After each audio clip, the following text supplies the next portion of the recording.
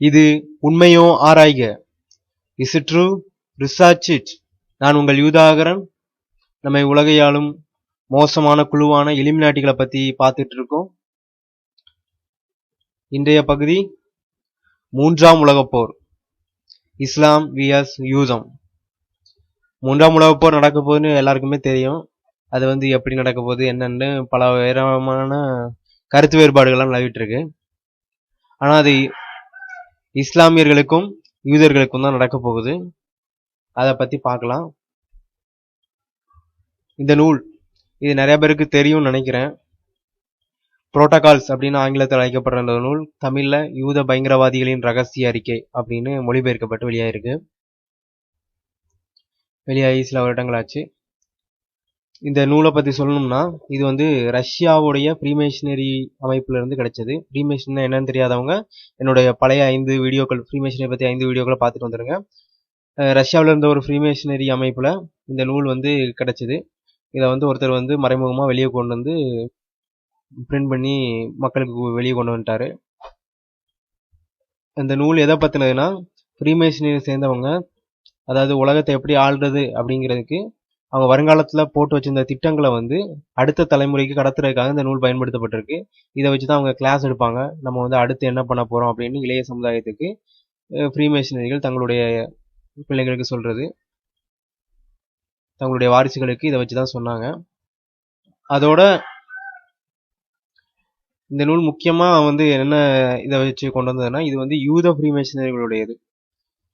பொதுவாகவே ஃப்ரீமேஷனரி எல்லாத்துலயுமே மேல்மட்ட டிகிரியில இருக்கவங்க மாஸ்டர் மேசனாவோ இல்லைன்னா அதுக்கு மேல இருக்க கிராண்ட் மாஸ்டர் அந்த மாதிரி இதுலயோ இருக்கிறவங்க யூதர்களா தான் இருப்பாங்க எல்லா நாட்டிலையுமே. அதன்படி இது யூதர்களுடைய திட்டம் அப்படிங்கிற பேர்ல வெளியே வந்துச்சு. அதாவது protocols of elder of Zion அப்படின்ட்டு. சியோனிசம் உங்களுக்கு தெரியும். சிலருக்கு தெரியாம இருக்கலாம். சியோனிசம் அப்படிங்கிறதையும் என்னன்னு பார்த்துடலாம். அதாவது என்ன, யூதர்கள் தெரியும். யூதர்கள் கிபி 6ஆம் நூற்றாண்டுகிட்ட நினைக்கிறேன் அவங்களுடைய பூமியை விட்டு வெட்டப்பட்டதா அவங்களே சொல்றாங்க. அது அந்த இடம் பேர் யூதேயா அப்படிங்கிற ஒரு நாடு. அது பாலஸ்தீனத்துல இருந்தது. அங்க அவங்களோட கோயிலான ராக்காப் டூம் தான் நினைக்கிறேன் ஒரு கோயில். அதாவது அவங்களுடைய யூதர்கள் தங்களுடைய கடவுளுக்காக கட்டின கோயில், சாலமோன் மன்னனால் கட்டப்பட்ட கோயில். அதுதான் ஃப்ரீமேஷனரியும் தங்களுடைய முதல் கட்டுமானமா சொல்றாங்க.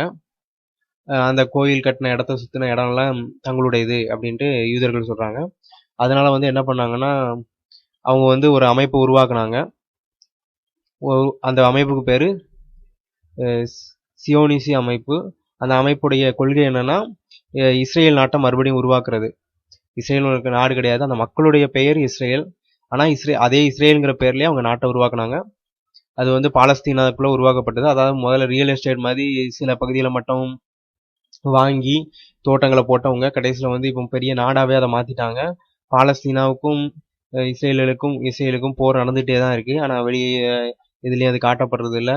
மீடியாக்கள் அதை பத்தி எங்கேயுமே காட்டுறது இல்லை. ஏன்னா மீடியாக்கள் எல்லாமே ஃப்ரீமேஷன் இலுமினாட்டிகளுடையது.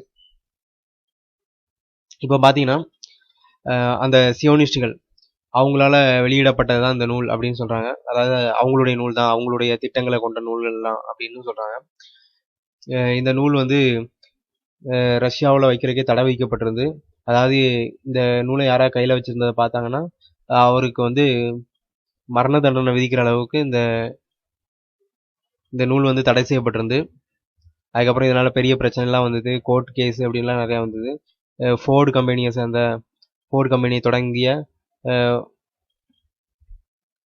ஹென்ரி ஃபோர்டு இதை பத்தி ஒரு நூல் கூட எழுதியிருந்தாரு. கடைசியில் அவர் மேலேயே யூதர்கள் கேஸ் போட்டாங்க. கடைசியில் இவர் கோர்ட்ல போய் மன்னிப்பு கேட்டாரு. வேற வழி இல்லாம மன்னிப்பு கேட்டு வந்தாரு. அந்த அளவுக்கு இவங்க பண்ணாங்க. அதோட இது என்ன ஆச்சுன்னா, அந்த கோர்ட் என்ன முடிவு என்ன சொன்னுச்சுன்னா, இவங்க அதாவது ஒரு இனத்தை தாக்குற மாதிரி இவங்க பேசுறாங்க, இனிமே யூதர்களை யாருமே தரக்குறைவா பேசக்கூடாது, அந்த மாதிரி ஒரு பெரிய சட்டத்தை போட்டுச்சு.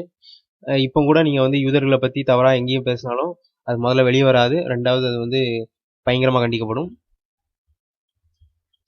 அதே மாதிரி தான் இந்த நூலும் வந்து அதுக்கப்புறம் கொஞ்ச நாள் கழிச்சு மறைக்கப்பட்டது. அது காணாமே போயிடுச்சு. அதாவது யாரும் இதை பத்தி பேசுறது இல்ல. இது வெறும் சும்மா கட்டி விட்டப்பட்ட கதை அப்படின்னு சொல்லிட்டு போயிட்டாங்க. ஆனா அந்த நூலை வாசிங்கன்னா உங்களுக்கு தெரியும், அந்த நூல்ல இருக்க எல்லாமே நடந்திருக்கு, இனிமையும் நடக்க போகுது அப்படிங்கிறது. இதான் இந்த சியோனிஸ்டுகள். இப்போ எதுக்கு இவ்வளோ பெரிய இது சியோனிஸ்டுகளை பத்தி சொன்னேன்னா, அந்த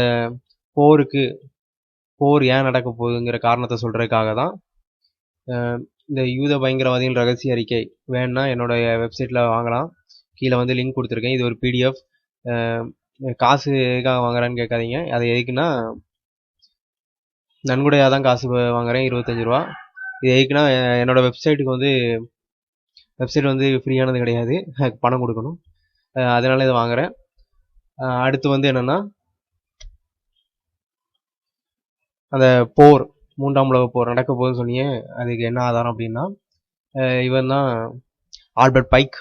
33 டிகிரி ஃப்ரீமேஷனை பற்றிய பகுதியை வீடியோவில் இவனை பற்றி சொல்லியிருக்கேன். இவன் வந்து அமெரிக்காவுடைய ஒரு மிலிட்ரி ஜெனரல். ஆனால் வந்து அமெரிக்க அரசு இவனுக்கு மட்டும் தான் சிலை வச்சு கௌரவிச்சிருக்கு. அதோட அவன் கையில் துப்பாக்கி விடல, ஒரு புத்தகத்தோட. இது பேர் மாரல்ஸ் அண்ட் டாக்மாஸ். இது வந்து ஃப்ரீமேஷன்களுக்கான ஒரு புத்தகம், ஒழுங்கு புத்தகம். அதோட என்னாச்சுன்னா, இவன் வந்து 1871 ஒரு லெட்டர் போடுறான் அவனோட நண்பன் மாசினிக்கு. ஆகஸ்ட் 15, 1871. அந்த லெட்டர்ல உலக போர்கள், பழைய 2 உலக போர்கள் தாங்க தான் நடத்தினதாகவும் அதோட திட்டங்களை பத்தி சொல்லியிருக்கான். அதுக்கப்புறம் 3ஆம் உலக போரை பத்தி எழுதியிருக்கான். அதுவும் அது எப்படி நடக்கும்னா, என்ன சொல்றாங்கன்னா, தங்களால கட்டுப்படுத்தப்படுற முஸ்லிம்களை கொண்டு அந்த அரேபியர்கள் வாழும் பகுதியில் ஒரு பெரிய போரை உருவாக்கும். அதுக்கப்புறம் மொத்த அரேபியத்துக்கும் ஒரு யூனியனை உருவாக்கி மொத்தத்தையும் கட்டுப்படுத்தும் அப்படின்னு சொல்றான். அதோட வந்து அந்த போர் வந்து யூதர்களுக்கும் இஸ்லாமியர்களுக்கும் நடக்கும் அப்படின்னு சொல்றான். ஆனா இப்போ இருக்க நிலைமையை பார்த்தீங்கன்னா உங்களுக்கு அப்படி தோணவே தோணாது. இஸ்லாமியர்கள் தான் யூதர்கள் மேல சொன்னிட்டு இருக்காங்களே தவிர வெளிப்படையா யாரும் யூதர்களை எதிர்க்கவே இல்லை. வெளிப்படையான அரசாங்கத்தை பொறுத்த வரைக்கும் யூதர்களை எதிர்க்க முடியாது. ஏன்னா வந்து இதுவும் ஒரு காமெடியான தியரி மாதிரி தான். ஏன்னா வந்து மீடியாவோ எதுவோ பாலஸ்தீனத்துல இஸ்ரேல்கள் செய்யற கொடுமையை வெளியே சொல்றது இல்லை. சில பேர் சொல்லுவாங்க ஐஎஸ்ஐஎஸ் இருக்குல்ல, அது செய்யும் அப்படின்ட்டு. ஐஎஸ்ஐஎஸ் வந்து யூதர்களை தொடவே தொடாது. அது ஒரு யூத அமைப்பு. எனது இலுமினாட்டிகளோட அமைப்பு யூதர்களோட சேர்ந்து அது உருவாக்கப்பட்டது. யூதர்கள் வந்து இலுமினாட்டிகளுடைய அடிமைகள், விருப்ப அடிமைகள். அவங்களால இது உருவாக்கப்பட்டது ஐஎஸ்ஐஎஸ். இப்போ ஐஎஸ்ஐஎஸ் பத்தி ஒரு வீடியோ பார்த்துருக்கேன், அதை பார்க்கலாம் நீங்க. இப்போ வந்து இந்த ஐஎஸ்ஐஎஸ் வந்து எப்படி யூதர்களை தாக்க போறது இல்லை. அப்ப எப்படி இந்த போர் வரும் அப்படின்னு நினைச்சீங்கன்னா, இப்போ சில அரேபிய நாடுகள் வந்து ஏற்கனவே இலுமினாட்டிகள் கையில தான் இருக்கு. இன்னும் சில நாடுகள் இருக்கு, அது வந்து இலுமினாட்டிகள் கையில இல்லை. அவங்க வந்து யூதர்கள் மேல போர் தொடுக்கிறதுக்கு முடிவுல இருக்கிறாங்க. 2 விதமா. ஒன்று வந்து பாலஸ்தீனால நடக்கிறத கண்கூடா பாக்குறாங்க. இன்னொன்னு என்னன்னா, இந்த சியோனிசத்தை பத்தி தெரிஞ்சவங்க யூதர்கள் அதிகமா இருக்காங்க. இதனால யூதர்களுக்கும் இவங்களுக்கும் போர் வரும். ஆல்பர்ட் பைக் என்ன சொல்றாருன்னா, நாங்க ஒரே நேரத்தில் யூதர்களையும் இஸ்லாமையும் முழுக்க அழிப்போம் அப்படின்னு சொல்றாரு. அதாவது இதுல இருந்து என்ன தெரியுதுன்னா, இவங்களுக்கு யூதர்களை பத்தியும் கவலை கிடையாதுன்னு தெரியுது. எதுக்காக இதை சொல்றேன்னா, சில பேர் வந்து யூதர்கள் தான் இலுமினாட்டிகள் அப்படின்னு சொல்லிட்டு இருக்காங்க. அது உண்மை கிடையாது. யூதர்கள் அவங்களோட அடிமைகள் மட்டுமே. தேவைப்படாதப்போ யூதர்களை அவங்க காலி பண்ணுவாங்க. 3ஆம் உலக போரோட அது நடக்கும். அதனால நம்ம நம்ம இஸ்லாமிய நண்பர்கள் கொஞ்சம் கவனமாகவே இருங்க. நீங்க வந்து யூதர்களை அழிக்கணும் அப்படின்னு